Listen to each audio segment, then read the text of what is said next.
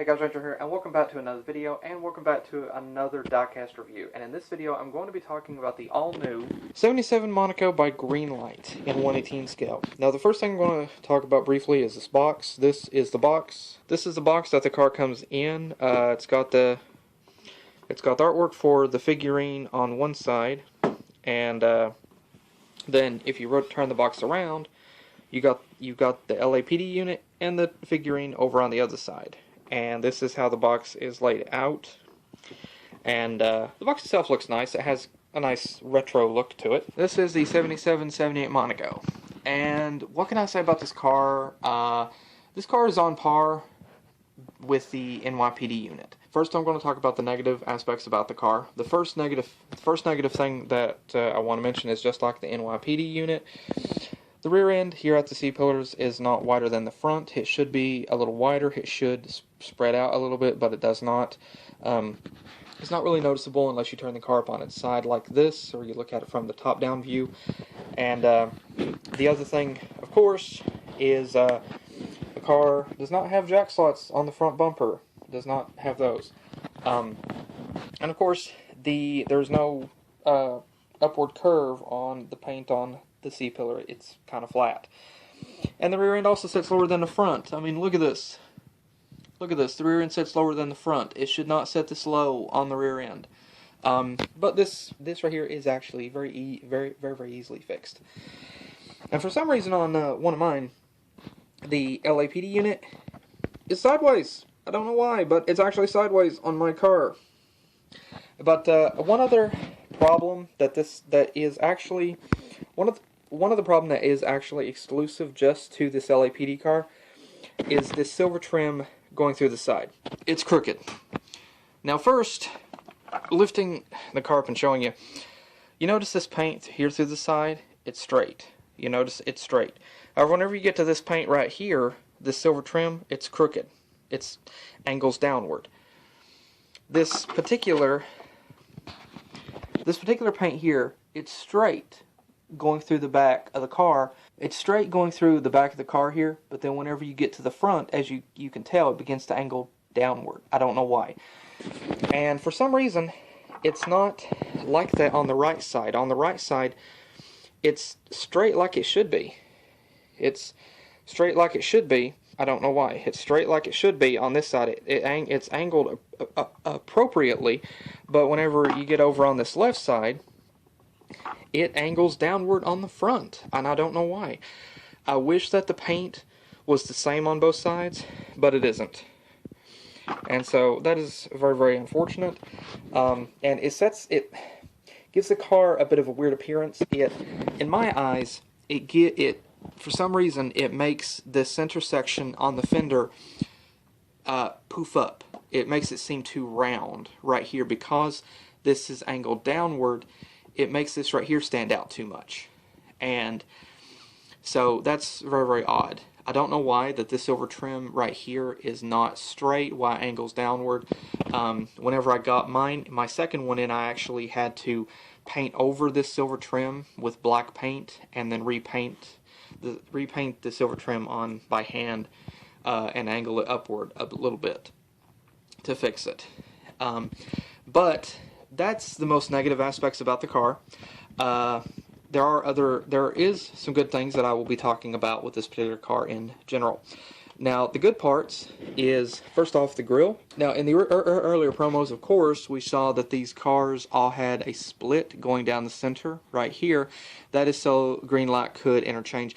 Now, the good thing is the body molding for the Monacos and the Furies here is the same. But this front piece is the only piece that they've interchanged in between the different cars. And for this one, they put the Monaco grille, which really does look good. You can even see the tiny little Dodge emblem there. And the original promos for this grille showed the center complete blackout grille. And a lot of people were telling Greenlight, hey, fix the chrome cross-hatching. And thankfully, Greenlight actually did fix the chrome cross-hatching. The headlights also look a lot better as well. They look more realistic. Now, of course, the car doesn't have jack slots on the front bumper, but it's not a huge issue. Those can actually be painted on, and I actually painted them on myself. Now, for some reason, I don't know why, but on my particular car, the LAPD unit, I mean, the logo is crooked. I don't know why. But on this one right here, it's crooked. I don't know why. But going around to the back, another feature is the rear taillights. And of course, the original promos showed pretty all red and amber. That's all it showed. It looked very cheap and very stupid. And a lot of people tried to tell Greenlight to fix this, and so Greenlight did actually fix it, and they actually put the silver or the chrome trim going through the taillights. They actually fixed that. Oh, another issue that I forgot to mention in the negatives: this trim does not sit where it should be. You can see this little section right here. This little raised section between the trunk and bumper. This right here should be. It doesn't need to be chromed, but I have seen plenty of these Monacos and Furies with this chromed and wrapping all the way around the car. Now this trim sets up too high to actually meet with that. As you can see, it sets up too high. It doesn't meet like it should, which is very, very unfortunate. I do think this trim sets up a bit too high, it's a bit too wide, and this should kind of wrap around, but it doesn't, which is very, very unfortunate. Another good thing that Greenlight did actually do is they actually put the little rubber black part on the rear of the Monaco bumper, which is a prominent feature on the Monaco bumper. And the car is the LAPD Terminator black and white, and the car features the exact same wheels and tires and even hubcaps from the original car. Blackout wheels, and my cat wants to be part of the show. The wheels and tires on this car is the same 6-spoke blackout. Now the wheels and tires that are on this car are the exact same wheels and tires that were on the NYPD car. It does feature the exact same dog dish hubcaps with the 6-spoke wheels, and they do look appropriately proportioned. And of course the tires are underneath the wheel wells like they should be. The bottom of the car is a bit of a disappointment, is very lackluster, which I covered this with the NYPD car, but the bottom is lackluster except for this chrome piece that's supposed to be the exhaust system. And I don't know why, but this car just has single exhaust. I wish it had duals. But you can actually remove this chrome piece. It is just minorly attached, so you could actually put a dual on it if you wanted to. And the dreaded catalytic converter, I can't believe they put that on there.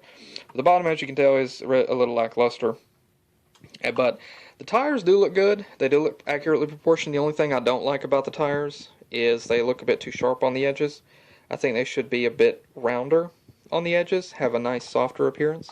But they do look fuller and wider in the body than the original photos that we were shown, which is good, because the original photos looked off.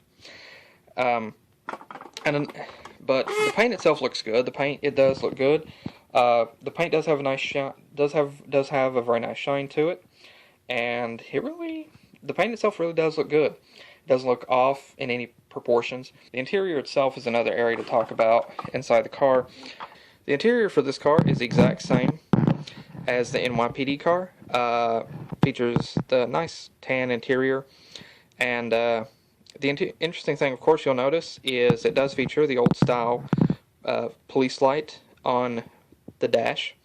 Now, the original promos appeared to show a shotgun inside this car. Unfortunately, the shotgun didn't come with it, but it would have been nice to have had that. Another interesting difference between this car and the NYPD car is you'll notice the column is actually black on this car. The original NYPD car had a tan column, and this one right here is actually black. So that's a very, very interesting difference. Overall, design is really nice, though. Now, the interior, the instrument panel is actually just stickers, but yeah, it is nice, brown and tan. And like I said, the column is actually kind of shows up pretty well in this car because it's actually black. Now, the light bar comes packaged in this bubble wrap. The light bar leaves a lot to be desired. It's nice. It's nice for it to be 1/18 scale, but it's lackluster. The shape is right, and they did get the siren speaker right here on the front. The support brackets are very, very pathetic. The car has pre-drilled holes in the top, so you can just stick the light bar into the roof. So you can stick the light bar on the roof, and it is pretty sturdy. Unlike the NYPD car, this one right here does not wiggle back and forth. It does have a slight wiggle, but definitely not like the NYPD car, which is wobble wobble. You can put some glue on this. However, like I said, this light bar is pretty lackluster. This one is pretty pathetic, to be completely honest. The support brackets, many people tried the tail Greenlight. It's got the wrong support brackets on it, leg brackets. Many people tried the tail Greenlight. They didn't listen. This is the light bar that you get. And honestly, the best aerodynamic light bar that I have seen is not this one. This one's okay. It does leave some interesting room to work with, but it's not the best. If you really want a really good aerodynamic light bar, I would recommend swapping this light bar with the aerodynamic light bar that is featured on the roof of the Dukes of Hazzard 75 Monaco. That one has the correct leg brackets. It even has the race section on the top, and it features amber lenses right here on the back. And it has individual little rotators made into the light bar itself. So this works okay, but if you really want a really good, accurate representation of the aerodynamic, get that bar and put it on the roof of this car. Now, interestingly enough, whenever you get the car out of the box, you'll notice this little instruction sheet that comes with it to assemble the T-800 Endoskeleton. It's actually pretty easy. This is very easily done, and the figurine is right here. My arm popped off on this one. Now this is the little figurine that you get with it, and this thing stands up to... Whoops. Okay, his arm popped out again. So, ignoring the fact that he has no left arm right now, this thing stands up at pretty much 4 inches tall. Just shy of 4 inches tall. The quality of this thing, apart from my arm popping off, is, well, he's got the beady red eyes, and the overall quality of the figurine isn't terrible. I mean, you could honestly do a lot worse. The figurine itself is not terrible. Is it worth the extra price you pay for this figurine? But is it worth the price you pay for to get this extra figurine, considering you pay $70 for this car and you get this figurine? Supposedly this figurine is the extra piece. Supposedly this figurine is the extra piece you're supposed to get. And for the price, yeah, I don't really think it's worth it. It's not worth it, to be honest. This car itself is like anywhere from $70 to $80. Is it worth the price? No, it's not worth the price. Now, this one I paid more for to get this than the NYPD car because you're supposed to get this little figurine with it. Is this little figurine worth the price? No, it's not. Because I have seen I'm sure there are more realistic replicas of the T-800 out there. It's cute, but it's also, but I wouldn't say it's worth the full price. My arm keeps popping off on this one. But can be glued back on. But it feels sturdy. It's not like really bendable plastic, but it is plastic. But this could be broke if a small child got a hold of it, so I definitely wouldn't recommend that. And the gun, you got the little blaster that comes with it. It's all chrome, like the whole thing is silver. And this right here I found a little confusing because you're supposed to be able to put the gun into the hand. But this is the problem. Whenever you put the gun into the hand, look at it. It's loose. It doesn't stay. It's extremely loose. And according to the instructions, it should be a bit sturdier than that. It just sits there. But on the actual figurine, it's loose. It's like very bad gun control. I mean, this thing is, you can see how wobbly this thing is. And you can position it and glue it if you want, but it just continues to fall. And so you would think it would have a better grip than that. And it does have some pretty good detail for the tiny little fingers, but I wouldn't, considering they don't grip the gun. This is not how you hold a gun. So this is the LAPD, the 1L19 from Terminator, 7778 Monaco, and the figurine, which, again, does not hold the rifle like it should be. Now, it does stand on its own. One thing I also have to point out, it does stand pretty well on its own. It's a bit loose, but it does stand on its own, which is shocking. But this is what you get for this. Is it worth the price? No, it's not worth the price you pay for it. I mean, for the price that we paid for it, I would really like an opening hood, an opening trunk, opening rear doors, and a freaking engine. But, yeah, and better light bar. But again, it's not terrible. I have seen much worse iterations of the Monaco. I have seen much worse iterations of this car. But, and I'm sure that there are worse mock-ups of this figurine out there too. I'm not a Terminator fan per se. My favorite aspects of it is the car.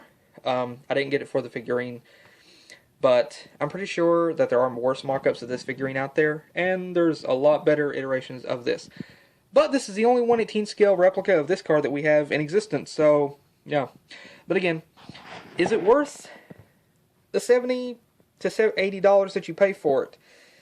No, it's not worth the price, but yeah, it's good.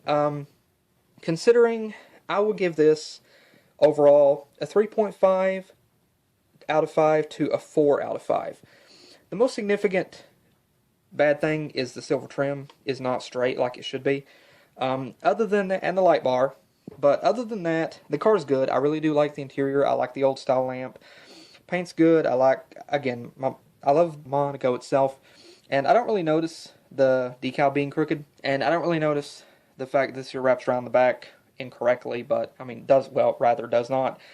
But again, it is good. It's not fantastic. Like the NYPD car, they're not fantastic, but they're not absolutely atrocious either. I would say they are really good. Not like, oh my gosh, freaking amazing, but good. But yeah, 3.5 to a 4 out of 5 completely. And that is my review of the Terminator Monaco and the Endoskeleton figurine. So I hope you guys enjoyed. And hopefully this will serve as your guide, so you know what you're getting into. So thanks again for joining me. Hopefully I'll see you guys in the next video that I do. Take care.